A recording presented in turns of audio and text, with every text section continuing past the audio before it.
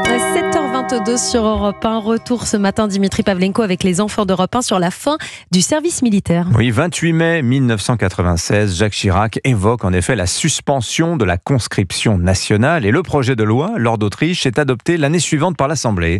Oui, quelques mois plus tôt, en 1996, lors d'un déplacement dans les Deux-Sèvres, le président de la République, Jacques Chirac, laisse entendre qu'il veut réformer le service militaire. Le service n'est plus universel, c'est-à-dire qu'il y a maintenant un très grand nombre de jeunes, parce qu'on n'en a pas besoin, qui ne le font pas.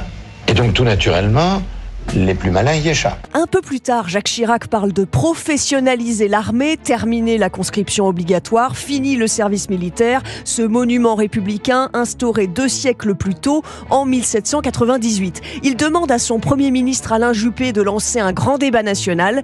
Édouard Balladur, lui, ancien locataire de Matignon, opterait plutôt pour un référendum. Si c'était possible, pour ma part, juridiquement, constitutionnellement, pour ma part, je serais plutôt partisan d'un référendum. Si c'était possible, mais venant après un débat parlementaire, car il est normal que le Parlement s'exprime sur ce sujet. Faute d'être vraiment consulté, le Parlement ne s'exprime pas sur le sujet. En revanche, Jacques Chirac ne lâche pas le morceau et le 28 mai 96, 2 jours après la fin du débat national, il fait une annonce à la télévision.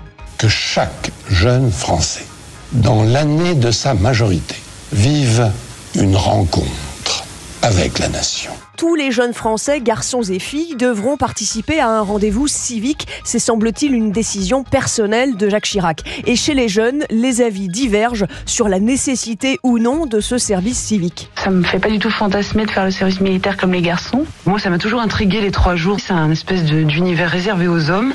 Et moi, ça me déplairait pas a priori de pouvoir y accéder. En mai 1996, la rédaction d'Europe 1 se lance dans un tour de France des villes de garnison. Première étape à Pamiers dans l'Ariège. Et moi j'allais chier pas de nanana, j'ai rien compris. J'ai rien appris à l'armée et j'ai perdu beaucoup sur ce que j'avais appris avant. Le fait que le service national soit réduit à 1 semaine, maintenant le rendez-vous citoyen, vous êtes d'accord ou vous êtes contre?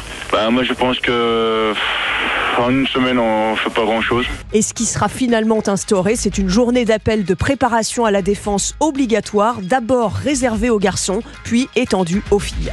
Merci Lord d'Autriche. Il est l'heure de jouer avec Europe 1.